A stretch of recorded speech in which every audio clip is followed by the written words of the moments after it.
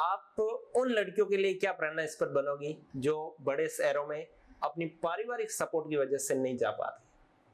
मतलब अगर मन में दृढ़ निश्चय होना तो कुछ भी असंभव नहीं है। जब एक मैं एग्जांपल दूं, हमारे कॉलेज में आईपीएस किरण बेदी आई थी। उन्होंने बोला था, उनसे किसी ने सवाल किया था कि आप फर्स्ट वुमेन आईपीएस ऑफिसर, आपको क्या डिफिकल्टीज फेस करनी पड़ी। तो उन्होंने एक ही लाइन कही थी कि अगर मन में आपको दृढ़ निश्चय होना तो कोई नहीं, मतलब हर कोई आपको सपोर्ट, वो कहते हैं ना, अगर आप करना चाहो तो 4 रास्ते खुल जाते हैं। तो अगर मन में इच्छा है तो हर कोई सपोर्ट करता है। जब हॉस्टल्स फैसिलिटीज नहीं मिल पाती है और जो लड़कियां है, लड़के तो कहीं भी रह लेंगे, उनका तो हम मानते हैं कि लड़कों को न कोई जगह चाहिए होती है, न कोई मकान चाहिए होता है, उनको बस अगर वहाँ अच्छी सुविधाएं मिल रही है तो वो एडजस्ट कर लेंगे। लेकिन उनके अलावा जो लड़कियां हैं जो हॉस्टल फैसिलिटीज नहीं उसे अचीव कर पाती है मार्किंग की वजह से, या फिर जो भी वहाँ आरक्षण व्यवस्था हो, उनके बाहर रहने की कोई व्यवस्था, आपको कोई जानकारी? वहाँ मतलब पीजी बने हुए होते हैं, पीजी में भी वही सिक्योरिटी मिलती है जो हॉस्टल। मैं खुद पीजी में रह रही हूँ, मुझे भी हॉस्टल नहीं मिला था।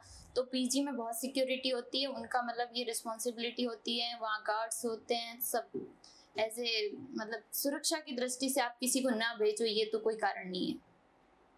लोकल कॉलेज में एक वर्ड फेमस है, बंक मारना। ड्यू में भी ऐसी घटनाएं होती है? हाँ, मतलब रेगुलर तो नहीं होती बट होती है थोड़ी थोड़ी। आपने कभी ऐसा किया है? हाँ किया है। मतलब ऐसा नहीं किया कि अलग से किया है, मतलब जैसे वहाँ क्या होता है कि अगर आप कोई सेमिनार चल रहा है और आपकी क्लासेस भी चल रही है तो वहाँ पर मास बंक मारते हैं, ऐसे सिंगल, मतलब ऐसे नहीं कि आप क्लास में नहीं जा रहे, मास बंक मारते हैं तो वहाँ पर अटेंडेंस नहीं काउंट होती।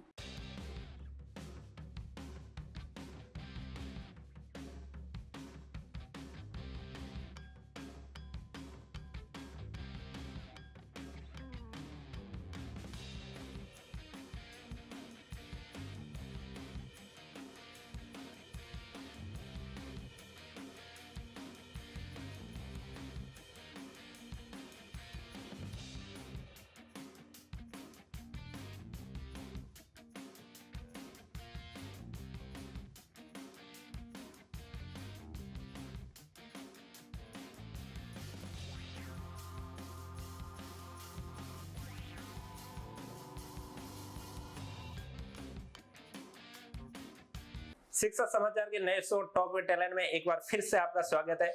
आज हमारे साथ एक नए अनुभव, नए एक्सपीरियंस के साथ हम शुरुआती स्टेज से ही देखते हैं या फिर लोकल माहौल से ही देखते हैं कि लड़कियां बाहर नहीं जा सकती। बड़े शहरों में लड़कियों को उनके परिवार वाले नहीं भेजते हैं, उन्हें पेरेंट्स का यह रहता है वो सुविधाएं, सिक्योरिटीज नहीं मिल पाएगी जो अपने परिवार में दे सकते। लेकिन आज हमारे साथ एक ऐसे विद्यार्थी जुड़े हैं जो दिल्ली यूनिवर्सिटी से अपनी बैचलर कंप्लीट कर रहे हैं। तो हम उनसे ये जानेंगे कि आपके परिवार का सपोर्ट आपके साथ कितना रहा, आप लोकल क्षेत्र से दिल्ली तक कैसे पहुंचे और वहाँ की सुख सुविधाएं, वहाँ की जो सुरक्षाएं है, उनको आप किस प्रकार से लाभान्वित हो रही है। सबसे पहले तो आपका हमारे पॉडकास्ट में स्वागत है। Thank you. हमारे दर्शक सबसे पहले आपका परिचय, आपकी प्रारंभिक शिक्षा के बारे में जानना चाहेंगे। मेरा नाम डिम्पल बिश्नोई है। मैंने अपनी स्कूलिंग सांचौर के विवेक विद्या मंदिर से कंप्लीट की। उसके बाद सीयूटी का एग्जाम दिया और अब मैं सेकंड ईयर में आईपी कॉलेज से बैचलर कर। जब 11-12 चल रहा था, फर्स्ट क्वेश्चन यही मान के चले कि 10th के बाद आप आर्ट्स में आए हो, वो डिसीजन कैसे लिया? क्योंकि आज यही चल रहा है कि मुझे मेरे बेटी या बेटे को डॉक्टर बनाना है, साइंस दिलवानी है, तो वो डिसीजन आपका स्वयं का, आपके माता पिता का था? नहीं, ये मेरा भी था, मेरे पेरेंट्स का भी था। जब मैं 10th में थी तो मेरे सोशल साइंस में काफ़ी अच्छे मार्क्स थे साइंस की तुलना में, क्योंकि मुझे साइंस में इतना इंटरेस्ट भी नहीं था, वो मार्क्स आगे इतना पढ़ा भी नहीं था, बट सोशल साइंस में बहुत रुचि थी। तो फिर हमारे मतलब टीचर थे, उन्होंने बोला कि साइंस ले लो, साइंस में अच्छा है, जेई दे देना फिर या फिर नीट दे देना। बट मुझे तो, मेरा तो टारगेट 9 से ही फिक्स था कि मुझे यूपीएससी सीएससी का एग्जाम देना और उसमें ज़्यादातर आर्ट्स के सब्जेक्ट्स होते, तो मैंने आर्ट्स दिया। आपकी रुचि थी इसलिए आपने आर्ट्स लिया, लेकिन एक परंपरा भी चल रही है कि 10th में अगर मैथ्स में अच्छे मार्क्स है, मैथ्स 11th मैथ्स ले लो, साइंस में अच्छे मार्क्स है, साइंस ले लो। तो ये आप मानते हो कि आप भी इनसे गुजरे हो कि सोशल साइंस में अच्छे मार्क्स थे तो मैंने आर्ट्स ले ली? हाँ, क्योंकि जिसमें आपका इंटरेस्ट होगा बेसिकली मार्क्स तो उसमें ही ज़्यादा आएंगे ना। बट कभी कभी ऐसा भी नहीं होता। जैसे कि मेरे मतलब इतना डिफरेंस नहीं था मार्क्स में, साइंस और सोशल साइंस में 2 नंबर का ही फर्क था, बट मेरा इंटरेस्ट था उसमें तो मैंने उसको प्रेफरेंस दी। 11 12th आपने लोकल यहीं से स्कूलिंग की थी? जी। 12th करने के बाद सीयूटी देने की जो प्रेरणा कहाँ से मिली? क्यों आपको लगा कि मुझे सीयूटी देना चाहिए? क्योंकि अगर आपको यूपीएससी सीएससी करनी है तो आप लोकल कॉलेज से भी तो बीए कर सकते थे। स्टार्टिंग में जब सीयूटी का एग्जाम 2022 में स्टार्ट हुआ था तब मतलब हमारे स्कूल से किसी ने दिया था, तो उन्होंने पहली बार तो मुझे उन लोगों ने ही बताया था कि ये एग्जाम होता है, इससे सेंट्रल यूनिवर्सिटी में। पहले तो मुझे लगता था कि जितने परसेंटेज आएंगे उस हिसाब से होगा। फिर जब 11th में थी तो हमारी एक सीनियर थी, उनका डीयू के लेडी श्री राम कॉलेज जो कि टॉप कॉलेज उसमें हुआ था, उन्होंने भी मुझे काफ़ी गाइड किया था। एंड फिर उसके बाद जब 12th में आई तो ओमन मोंजे सर ने एक सेमिनार रखा था, उसमें काफ़ी कुछ एग्जाम्स के बारे में, शेड्यूल कैसा होता है उसके बारे में बताया, तो वहीं से तैयारी की। सीयूटी का पैटर्न 12th से सिलेबस किस प्रकार अलग है, सेम है या फिर? जनरल टेस्ट और जो लैंग्वेज होती है वो सिलेबस से थोड़ी मतलब 12th के सिलेबस से अलग होती है, बट बाकी जो डोमेन सब्जेक्ट है वो तो सेम ही है, जो 12th में पढ़ा है वही आएगा। आप फर्स्ट टाइम दिल्ली गए हो, उस समय कैसा फील हो रहा था? पहली बार तो काफी डर था, बट हमारे कॉलेज जो गर्ल्स कॉलेज है तो वहाँ की सीनियर्स बहुत सपोर्टिव थी, उन्होंने काफी सपोर्ट किया। इवन हमें तो क्लासरूम में जाके बैठाते थे कि यह आपका क्लासरूम है, इसके बाद इस क्लास में क्लासेस होगी, बहुत सपोर्टिव थे। उन्होंने अपनी मतलब मुझे तो अपनी जो बुक्स थी, नोट्स थे, वो भी प्रोवाइड कर रहे, तो उनका काफी सपोर्ट था। फिर उसके बाद कॉन्फिडेंस आ गया। जो सपोर्ट आपको वहां मिला सीनियर से, वो आपका उसी तरह आपकी फैमिली का भी सपोर्ट था दिल्ली तक जाने में? हाँ जरूर, मतलब मेरे तो पापा ने बोला था कि जो तेरा इंटरेस्ट है वही करो, जिसमें जाना है वहाँ जाओ, अगर साइंस लेना है साइंस लो, आर्ट्स लेना है आर्ट्स लो, जैसा अगर दिल्ली पढ़ना है तो दिल्ली पढ़ो, जो तेरी इच्छा है करो। तो मैंने अपनी इच्छा अनुसार चूज किया। वो अच्छी बात है, आपका पारिवारिक सपोर्ट भी बहुत अच्छा रहा। उसके बाद वहां गए तो सीनियर्स का भी सपोर्ट रहा। एक हम ये नहीं कहते हैं कि वो सपोर्ट किसी को नहीं मिलता है या फिर हर किसी को भी नहीं मिलता है। आप उन लड़कियों के लिए क्या प्रेरणा इस पर बनोगी जो बड़े शहरों में अपनी पारिवारिक सपोर्ट की वजह से नहीं जा पाती? मतलब अगर मन में दृढ़ निश्चय होना तो कुछ भी असंभव नहीं है। जब एक मैं एग्जांपल दूं, हमारे कॉलेज में आईपीएस किरण बेदी आई थी, उन्होंने बोला था, उनसे किसी ने सवाल किया था कि आप फर्स्ट वुमेन आईपीएस ऑफिसर, आपको क्या डिफिकल्टीज फेस करनी पड़ी? तो उन्होंने एक ही लाइन कही थी कि अगर मन में आपको दृढ़ निश्चय होना तो कोई नहीं, मतलब हर कोई आपको सपोर्ट, वो कहते हैं ना, अगर आप करना चाहो तो 4 रास्ते खुल जाते हैं, तो अगर मन में इच्छा है तो हर कोई सपोर्ट करता है। एक नेगेटिविटी की बात करें तो हर कोई ये कहता है कि उसकी लड़की वहां जा रही है, वहां पढ़ रही है। आपको ये वापस दिल्ली जाने के बाद कभी आप आए हो तो गांव में ये सुनने को मिला या किसी फ्रेंड्स ने कि उसने आपके बारे में ये बात की कि उसकी लड़की वहां घूम रही है, वहां जा रही है, बड़े शहरों में जा रही है? नहीं, ऐसा घूम रही मतलब नेगेटिव में तो नहीं बोला, पॉजिटिवली बोला कि उनकी बच्ची है वो वहाँ पढ़ रही है, तो मतलब एज ए एग्जाम्पल ही दिया था, ऐसा नेगेटिव कुछ नहीं था। आप ये मानते हो कि आप उन लड़कियों के लिए एज प्रेरणा इस पर बन चुकी हो जो लड़कियां बड़े शहरों में या फिर बड़ी यूनिवर्सिटियों में जाने का सपना देख रही है? कहीं ना कहीं ऐसा लगता भी है, क्योंकि जब मैं यहाँ से गई थी तो उस टाइम मतलब मेरी कॉलेज में यहाँ से इस क्षेत्र से तो मैं ही थी, लेकिन अब मेरी कॉलेज में 5 लड़कियां हैं जो उसी मतलब मुझे ऐसा लगता है कहीं तो उन्होंने भी सुना ही होगा इस एग्जाम के बारे में, या फिर उनको भी एग्जाम्पल दिया होगा, किसी ने बताया होगा। अभी वहाँ का जो शैक्षिक परिदृश्य है, हम उनके बारे में डिस्कस करेंगे कि डीयू जाने के बाद वहाँ का क्या माहौल है, वहाँ की पढ़ाई कैसी है।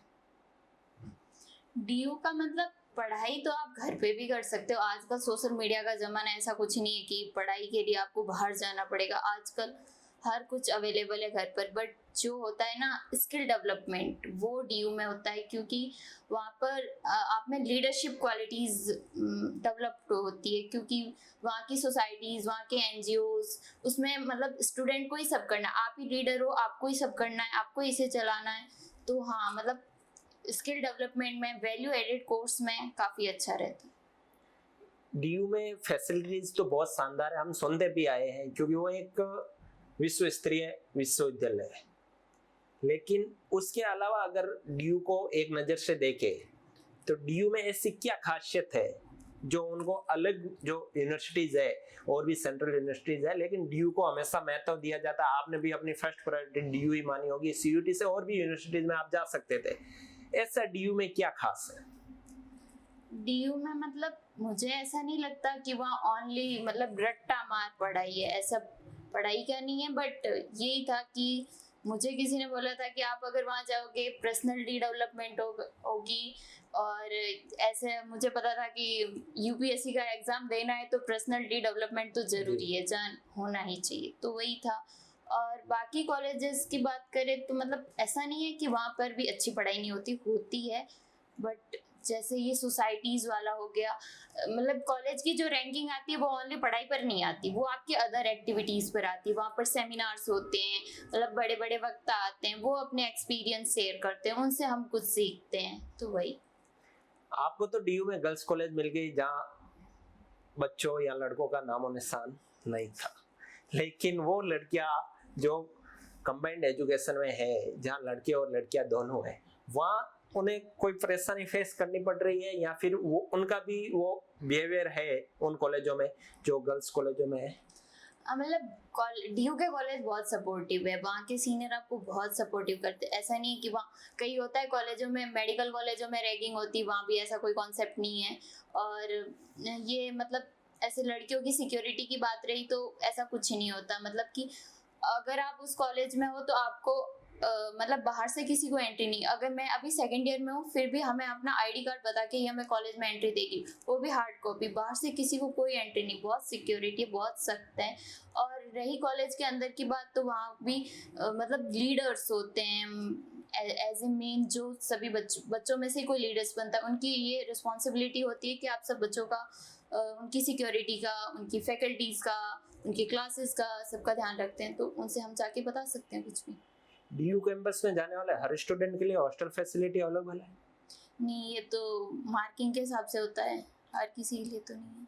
तो उसके अलावा जब हॉस्टल्स फैसिलिटीज नहीं मिल पाती है और जो लड़कियां है, लड़के तो कहीं भी रह लेंगे, उनका तो हम मानते हैं कि लड़कों को न कोई जगह चाहिए होती है, न कोई मकान चाहिए होता है, उनको बस अगर वहाँ अच्छी सुविधाएं मिल रही है तो वो एडजस्ट कर लेंगे। लेकिन उनके अलावा जो लड़कियां हैं जो हॉस्टल फैसिलिटीज नहीं उसे अचीव कर पाती है मार्किंग की वजह से, या फिर जो भी वहाँ आरक्षण व्यवस्था हो, उनके बाहर रहने की कोई व्यवस्था, आपको कोई जानकारी? वहाँ मतलब पीजी बने हुए होते हैं, पीजी में भी वही सिक्योरिटी मिलती है जो हॉस्टल। मैं खुद पीजी में रह रही हूँ, मुझे भी हॉस्टल नहीं मिला था, तो पीजी में बहुत सिक्योरिटी होती है। उनका मतलब ये रिस्पॉन्सिबिलिटी होती है, वहाँ गार्ड्स होते हैं, सब ऐसे मतलब सुरक्षा की दृष्टि से आप किसी को ना भेजो, ये तो कोई कारण नहीं है। डीयू में 2 कैंपस है, साउथ और नॉर्थ, जो 3 कैंपस, ऑफ कैंपस भी। ऑफ कैंपस, लेकिन हमने विशेष साउथ और नॉर्थ भी सुना है। उसमें क्या अंतर है? इनको अलग अलग कैंपस जगह के हिसाब से डिवाइड किया है, लेकिन ये भी सुनते हैं कि नॉर्थ कैंपस की कॉलेज बहुत शानदार है, साउथ कैंपस की कॉलेज है उससे थोड़ी कम है। हकीकत में डीयू की है तो शानदार तो है ही, लेकिन उसमें इनको डिवाइडेड किस हिसाब से किया गया? ये जो NIRF रैंकिंग बनती है, इसमें ये होता है कि उस कॉलेज की मतलब स्टडीज तो है ही, अदर एक्टिविटी आप उस कॉलेज में कितना करो, वहाँ की सोसाइटीज कितनी एक्टिव है, वहाँ कितने सेमिनार्स हो रहे हैं, वहाँ के मतलब इवेंट्स कितने हो रहे हैं, आप कितने बाहर से स्पॉन्सरशिप आप ले पा रहे हो वहाँ से। जैसे मतलब यूनिवर्सिटीज है तो बाहर से भी मतलब ग्लोबल लेवल से भी लोग कितने आ रहे हैं, तो उस हिसाब से रैंकिंग तय होती है वहाँ की। मतलब मेन ये होता है कि वहाँ की सोसाइटी कितनी एक्टिव है, वो कितने प्रोग्राम्स मतलब आयोजित कर पा रही है, तो यही। डीयू में एजुकेशन तो होता ही है, उसके अलावा स्पोर्ट्स, कल्चर, योगा, इनमें वहाँ की कितने अचीवमेंट्स क्या है और किस प्रकार की फैसिलिटीज मिलती है? हाँ, स्पोर्ट्स का कोटा होता है, स्पोर्ट्स से भी मतलब काफी सारे बच्चे उनके वो स्पोर्ट्स कोटे से ही आते हैं। उनके लिए वहाँ पर अलग से कोच होते हैं, जो उनकी अलग से ट्रेनिंग होती है, उनका पूरा शेड्यूल अलग से डिसाइड होता है, जिसमें मतलब कि उनकी क्लासेस के अलावा का जो टाइम होता है उसमें उनको कोचिंग दी जाती है, और फिर जो भी नेशनल लेवल के गेम्स होते हैं उनमें ले जाया जाता है, रिप्रेजेंट करते हैं डीयू को। डीयू में जो एजुकेशनल शेड्यूल है, क्लासेस का शेड्यूल, वो किस प्रकार रहता है, क्या है? ऐसा लोकल कॉलेजों में हम देखते हैं एक क्लास हुआ फिर 1 घंटा बच्चे बाहर घूम रहे हैं, फिर वापस एक आधी क्लास होता है, बीच क्लास में निकल जाता है। डीयू में क्या व्यवस्था है? डीयू में मतलब 8 से 5 तक क्लासेस होती है, उसमें बीच में 2 से 2:20 का ब्रेक होता है, बाकी टाइम मतलब क्लासेस होती। 8 से 5 के बीच आपको क्लासेस लेनी ये तो फिक्स है, बट बीच में मतलब ब्रेक भी होता है, कभी 2 घंटे का ब्रेक हो जाता है, कभी 1 घंटे, वो मतलब उनकी फैकल्टीज की हिसाब से होता है। और मतलब ऐसा कुछ शेड्यूल नहीं है कि आपको 8 से 5 तक रुकना ही है, कभी 8 से 9 क्लास लगती है, 1 घंटा ही लग पाती है, तो कभी पूरा दिन भी लगती है, या फिर कभी 3-4 घंटे क्लास लग पाती है, तो ऐसा ही। लोकल कॉलेज में एक वर्ड फेमस है बंक मारना, डीयू में भी ऐसी घटनाएं होती है? हाँ मतलब रेगुलर तो नहीं होती, बट होती है थोड़ी थोड़ी। आपने कभी ऐसा किया है? हाँ किया है, मतलब ऐसा नहीं किया कि अलग से किया है, मतलब जैसे वहाँ क्या होता है कि अगर आप कोई सेमिनार चल रहा है और आपकी क्लासेस भी चल रही है, तो वहाँ पर मास बंक मारते हैं, ऐसे सिंगल, मतलब ऐसे नहीं कि आप क्लास में नहीं जा रहे, मास बंक मारते हैं, तो वहाँ पर अटेंडेंस नहीं काउंट होती, तो वो पूरी क्लास मतलब। अच्छा, मतलब कुल मिला के ये जे एकता वाली बात है कि हाँ। सब चले गए तो पढ़ेगा किसको? हाँ, वो अटेंडेंस नहीं मार्क होगी आपकी, फिर आप जाके अगर उस एक्टिविटी में जा रहे हो तो आपकी अटेंडेंस बढ़ेगी ज्यादा। डीयू कैंपस की ऐसी और कोई विशेषता? पूरे कैंपस की ऑल ऑफ स्टडीज है, वहाँ का रहन सहन, हॉस्टल्स या उनसे सबसे रिलेटेड? मतलब यही मेन तो यही है कि आप जब दूसरे लोगों से वहाँ से उन लोगों से मिलते हो तो आप भी उनसे कुछ सीख पाते हो, जैसे कि मतलब हमारे यहाँ से तो नहीं, बट जो कई बच्चे बाहर से आते हैं वो मल्टी डायमेंशनल होते हैं, मतलब वो हर स्टडीज में भी तेज होते हैं, अदर एक्टिविटीज में भी तेज होते हैं, तो उनसे काफी कुछ सीखने को मिला है, मुझे भी ऐसा लगता है, क्योंकि मैंने मतलब हमारी क्लास में कुछ स्टूडेंट ऐसे जो हर चीज में एक्सपर्ट होते हैं, तो उनसे सीखा है।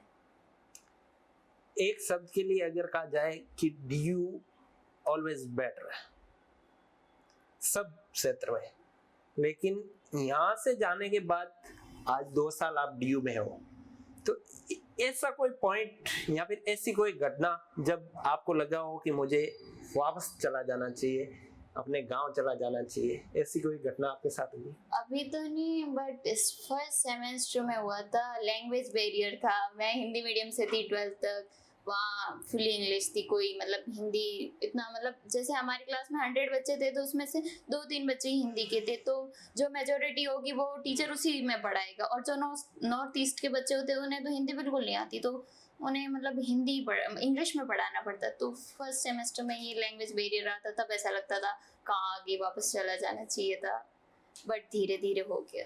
अब आप उनके अनुकूल हो गई या वो आपके अनुकूल हो गए? मैं उनके अनुकूल हो गई। तो कुल मिला के यह चीज है कि जहाँ जिस माहौल में हम जा रहे हैं लंबे समय तक उनके साथ रहेंगे तो हम उनके जैसे हो जाएंगे, बन जाएंगे। लड़कियों की बात हो रही थी, एक हमारे यहाँ सबसे बड़ी चीज ये चल रही है कि अपनी बच्ची को 12th हो गई है, हाँ कोई डॉक्टर के लिए कोटा सीकर भेज रहा है, लेकिन फैमिली के साथ भेज रहा है, अकेली लड़कियों को बहुत कम भेजते हैं, या फिर उसके बाद बीए बीएड कराओ, ग्राम सेवक पटवारी और पुलिस। आप उन लड़कियों को क्या कहना चाहोगे या उनके पेरेंट्स को क्या कहना चाहोगे कि आपकी बच्ची में क्वालिफिकेशन क्वालिटी है, लेकिन आप उनके लिए बैरियर साबित हो रहे हो, तो उन बैरियर को तोड़ने के लिए आप उनके लिए क्या कहना चाहोगे उन पेरेंट्स को? पहले तो उन लड़कियों को मतलब डिसाइड करना पड़ेगा कि उनका गोल क्या है, उन्हें क्या करना है। फिर रही बात पेरेंट्स की, तो पेरेंट्स को तो यही मतलब कि उनका मेन कंसर्न होता है सिक्योरिटी को लेकर। तो ऐसा है कि मतलब पहले होता था कि सिक्योरिटी इतनी अच्छी नहीं मिल पाती थी, यहाँ अकेली लड़कियां होती, अब हर जगह जाओ अपने यहाँ से, जैसे वहाँ कोई ना कोई तो मिल ही जाएगा जो आपको सपोर्ट करेगा, वहाँ पर आपके रहने की सुविधा देख सकता है, वो मतलब आपको हर तरीके से गाइड करेगा। और मतलब सिक्योरिटी को अब एज ए बैरियर मानकर आप उस पर रिस्ट्रिक्शन लगा रहे हो, ये तो गलत बात है, क्योंकि लड़की को पढ़ाओगे तो 2 घर सफल होंगे, लड़के को पढ़ाओगे तो 1 घर सफल होगा। ऐसा तो नहीं है, लड़के भी बहुत सारे घरों को सफल बनाने में अपनी भूमिका निभाते हैं। बट लड़कियां 2 घर में जाती है, वो 2 घर को, तो जब वो नए घर में तो जाती है तो पुराना घर तो आखिर, तो वही तो वो अपनी मतलब अपनी सोच को, ऐसा नहीं है कि वहां पर फिजिकली प्रेजेंट रहो, ये जरूरी नहीं है ना, लोगों की सोच मैटर करती है। सही बात है अब जैसे आपकी। मेरे पेरेंट्स जैसा करेंगे मैं वैसा ही करूंगी ना। सही बात है, आपके पेरेंट्स ने आपको सपोर्ट किया तो आप उनके घर को नाम रोशन करके जाओगे, आगे जाओगे। वहां भी वो लड़की वहां गई है, ये अच्छी बात है कि लड़कियों को सिक्योरिटी का बैरियर बना के उसकी वजह से वहां जाने से नहीं रोकना चाहिए। एक क्वेश्चन ये भी बनता है जेंडर इक्वलिटी का, जो हमारे यहाँ बिल्कुल भी नहीं है। लड़की है तो घर तक सीमित है, सिटी में जा रही है किसी लड़के के साथ मिल भी जाती है या बात करते हुए भी तो एक ऐसी बातें बन जाती है कि उस लड़की को फिर मतलब दूसरी बार उस जगह या फिर सिटी में आने से भी डर लगता है। आपका यहाँ से वहां जाने के बाद ये कंसेप्ट क्लियर हो गया है या फिर अभी भी ये लगता है कि लड़कों से दूर रहना चाहिए या फिर उनसे बात भी नहीं करनी चाहिए या फिर हर किसी के लिए ये पॉइंट है? इस पर आप क्या कहोगे? मतलब ऐसा नहीं है कि लड़कों से बात भी नहीं करनी चाहिए, आप उनसे कुछ सीख भी सकते हो वहाँ पर। मतलब जैसे मैं दिल्ली गई तो मेरा तो गर्ल्स कॉलेज था, बट वहाँ पर आप लड़कों से जब, जैसे मैं सोसाइटीज़ में हूँ तो दूसरे कॉलेज के लड़कों से मिलती हूँ, उनसे काफ़ी कुछ सीखने को मिलता है। और मेरे मतलब मेरी पर्सनली बात करें तो मेरे पेरेंट्स का तो ऐसा कुछ है नहीं कि इससे मिलना इससे नहीं मिलना। मुझे तो ओपनली कहा, जो आपको अच्छा करना है आपको अपने ऊपर भरोसा होना चाहिए। कुल मिला के यही बात है कि यदि आप इस माहौल से निकल जाओ जो माहौल लड़कियों के लिए बैरियर है, तो आप वहां कुछ भी कर सकते हो जी। आपका फ्यूचर प्लान क्या है? फ्यूचर में क्या गोल है आपका? मैं यूपीएससी सीएससी का एग्ज़ाम देना चाहती हूँ। इसके लिए अभी से मतलब अब मेरी ग्रेजुएशन के साथ ही थोड़ी थोड़ी एग्ज़ाम प्रिपरेशन चल रही है और उसके बाद मैं कोचिंग लूँगी कि कोचिंग की बात आ रही थी। डीयू से निकलने के बाद वहाँ की स्टडी, वहाँ की जो एक्सपर्टीज है टीचर्स की, उससे पढ़ने के बाद भी क्या यूपीएससी या फिर अदर कंपटीशन एग्जाम के लिए कोचिंग्स की जरूरत पड़ती है? मतलब कोचिंग ऐसा नहीं है कि आपको पढ़ने, एज ए आप गाइडेंस के लिए भी ले सकते हो। जैसे कि कई बार होता है कि हमें आता सब कुछ है बट हम एग्जाम टाइम में उस टाइम पर सही गाइडेंस नहीं होने की वजह से हम अपने आंसर को कैसे प्रेजेंट करना वही हमें नहीं पता होता है। जैसे कि फॉर एग्जाम्पल यूपीएससी मेंस की मतलब आंसर राइटिंग होती है, तो अगर हमें पता है हमारे पास कंटेंट है, हमें पता नहीं है कि उसको लिखना कैसे है, जैसे कैसे इंट्रो देना है, कैसे उसको बॉडी पार्ट में लाना है, किस प्रकार से कंक्लूजन डालना है, तो उसके लिए एज ए अगर गाइडेंस चाहिए तो मतलब ऐसा नहीं कि कोचिंग जरूरी है, बट अगर आपको लगता है कि आप अपने सेल्फ से कर सकते हो तो कोई ज़रूरी नहीं है। कई सारे बच्चे होते हैं जो निकालते हैं बिना कोचिंग के, बट अगर गाइडेंस चाहिए तो मुझे तो ऐसा लगता है मैं कोचिंग मिलेगा, थोड़ा गाइडेंस मिलेगा तो अच्छा कर पाऊंगी। कुल मिला के कोचिंग की पे बात करें तो एज ए गाइडेंस एक चीज मैं ये भी नोट कर पा रहा हूँ, 12th के बाद और आज, यदि 12th के बाद आपको कहीं पॉडकास्ट या इंटरव्यू या फिर बोलने के लिए बुलाया जाता और एक आज आप पॉडकास्ट दे रहे हो, तो आप खुद में कितना बदलाव मानते हो? क्या 12th करने के जस्ट बाद आप यहाँ आते तो इस तरीके से बोल पाते, या फिर आपने वहाँ के माहौल से जो या कॉन्फिडेंस जो आपने अंदर लिया है उसकी वजह से बोल रहे हो? क्या इसका क्या मतलब 12th में तो मैं इतना क्या बिल्कुल भी नहीं बोलती थी, एकदम शांत, मैं इंट्रोवर्ट टाइप हूँ। वहाँ गई तब मतलब इतना नहीं है कि मैं अभी भी इतना अच्छा बोल पाती हूँ, बट नहीं, आप बहुत शानदार बोल रहे हो। मतलब मैं वहाँ आईपी की डिबेटिंग सोसाइटी में हूँ तो वहाँ से मुझे काफी अच्छा मतलब एक्सपोजर मिला। ये सोसाइटीज वर्ड हम बार बार सुन रहे हैं, इन सोसाइटीज ये एजुकेशन से अलग है, एजुकेशन के साथ है, या फिर ऐसी जो स्पेशलाइज्ड है कि अगर कल्चर की है तो उसमें अलग सोसाइटीज है? सोसाइटी वर्ड हम मान सकते हैं, क्लब सोसाइटीज हम इनसे समझते हैं, लेकिन वहाँ इन सोसाइटीज का क्या महत्व है? क्या चीज ये करवाती क्या है? मतलब जैसे सोसाइटी स्टूडेंट्स का एक ग्रुप होता है, उसमें मतलब जैसे हाँ जो आपका सीनियर होगा वो उनको तो पता है, वो तो वो हेड होते हैं एज ए सोसाइटी कि वो आपको गाइड करते हैं। उसमें मतलब पहले जैसे हर कॉलेज का अपना अपना रूल होता है तो उस हिसाब से आपका उसके अंदर सिलेक्शन होता है। पहले ऑडिशन होते हैं, उसी हिसाब से आपको मतलब जिस सोसाइटी में जाना, ऐसे हर किसी को नहीं देते तो उसमें लेते हैं। फिर मतलब जैसे मैं डिबेटिंग सोसाइटी में हूँ तो मतलब कैसे आपको किसी से तर्क करना है, आप आप अपने मतलब बातों को किस तरीके से एग्जाम्पल के साथ सेट कर सकते हैं। ऐसे मतलब जैसे हवा में बातें नहीं करनी, उसको एग्जाम्पल के साथ स्टेब्लिश करो किस प्रकार से करते हैं, ये सिखाया जाता है। यदि आप डांस सोसाइटी में हो तो वहाँ के मतलब डांस का कल्चरल डांस जो होते हैं वगैरह उनके बारे में सिखाया जाता है। और सोसाइटीज़ के अलावा वहाँ पर काफ़ी एनजीओज होते हैं, तो उनमें भी आप अगर करते हो तो ऑब्वियसली आपकी लीडरशिप क्वालिटी डेवलप होगी। और मतलब अगर बात करें कॉलेज में कई सारी होती है इंटर्नशिप प्रोग्राम। यदि आप फाइनेंशियली इतने मतलब नहीं हो, आप अपना खर्चा नहीं खुद भी कर सकते हो, अगर आप उन इंटर्नशिप में करते हो आपको महीने का 5-6 हज़ार मिल जाएगा, तो आप मतलब अपने सेल्फ डिफेंड भी हो सकते हो। तो ये सभी आपकी पर्सनैलिटी को और ज़्यादा डेवलप करते हैं। कॉन्फिडेंस एजुकेशन हर तरीके से डीयू में डेवलपमेंट हुआ है, पारिवारिक सपोर्ट भी बहुत मिला है, लेकिन मुझे नहीं लगता कि आपने अपने पेरेंट्स को इतने सपोर्ट के लिए एज ए थैंक्स अभी तक कुछ कहा है। क्या आज इस पॉडकास्ट के माध्यम से आप अपने पेरेंट्स को कुछ कहना चाहोगे? एज ए थैंक्स तो वही होगा जब मैं मतलब अपना गोल, जैसे मैं आईएएस ऑफिसर बनना चाहती हूँ, अगर मैं बन जाती हूँ तो वही मेरे पेरेंट्स के लिए सबसे बड़ा थैंक्स होगा। फिर भी कुछ अभी तक के इतने सपोर्ट के लिए? हाँ मतलब अगर सपोर्ट नहीं होता तो क्या पता मैं वहाँ जा पाती या नहीं जा पाती।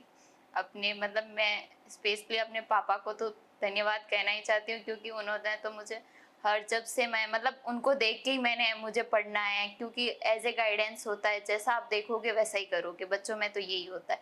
तो उनको देख के ही मतलब पढ़ना सीखा है। अपने भाइयों से भी एक्सपीरियंस लिया कैसे उन्होंने पढ़ा, उस हिसाब से। तो आपको कभी ये नहीं लगा कि मेरा बड़ा भाई नीट कर रहा है, मुझे भी डॉक्टरी करनी चाहिए?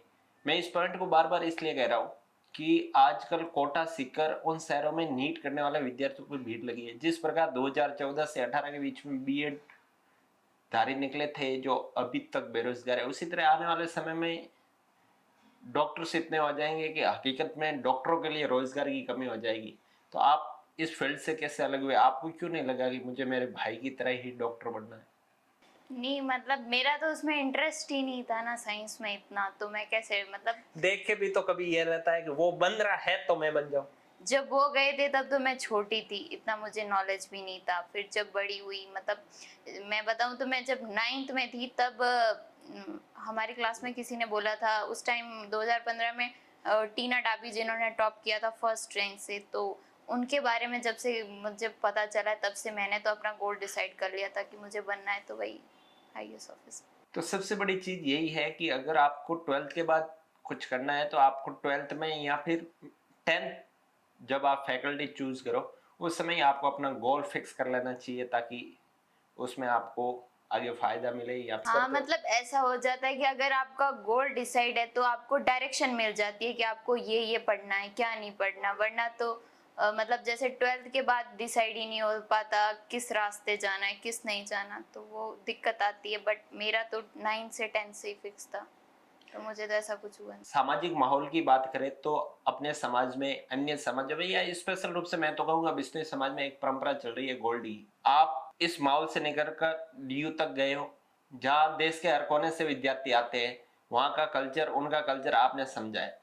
एक लाइफ में गोल्ड कितना महत्वपूर्ण है। हमारे समाज में बहुत ये देखा जाता है कि गोल्ड खरीद कर उसमें इन्वेस्ट कर रहा है और फिर वो वहीं जीरो से शुरू करता है, सारी कमाई गोल्ड में इन्वेस्ट कर रहा है। तो उन बहन बेटियों के लिए आप कुछ कहना चाहोगे?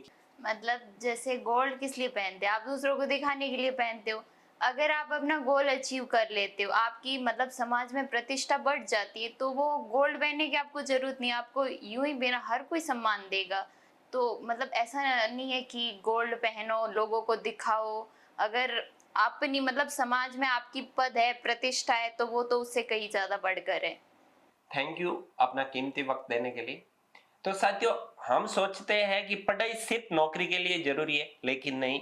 पढ़ाई का मकसद नौकरी नहीं होना चाहिए। पढ़ाई का मकसद अपना सेल्फ डेवलपमेंट, समाज का डेवलपमेंट और अपने आसपास के वातावरण का डेवलपमेंट होना चाहिए। दूसरी बात, हम चर्चा कर रहे थे सेंट्रल यूनिवर्सिटीज की, जहाँ बहुत सारे पेरेंट्स अपनी बच्चों को नहीं भेज पाते सिर्फ और सिर्फ सिक्योरिटी पर्पज के कारण। तो इस पॉडकास्ट में हमने उस विषय पर भी चर्चा की है। आज बहुत सारी लड़कियां हैं जो ग्रामीण परिवेश से ऊपर उठकर उन माहौल में जा रही है, वहां से समाज को एक नई दिशा दिखा रही है। तो जिनको भी इस रिलेटेड कुछ डाउट है कि बड़े शहरों में लड़कियां अकेली कैसे रह पाएगी, हमारे साथ जो आज मेहमान है वो भी दिल्ली यूनिवर्सिटी से अपनी बैचलर्स कर रहे हैं, तो वो भी बड़े शहरों में खुद को सेफ महसूस कर रहे हैं और वहां से स्टडी कर रहे हैं। एक बार फिर से आपका बहुत बहुत धन्यवाद।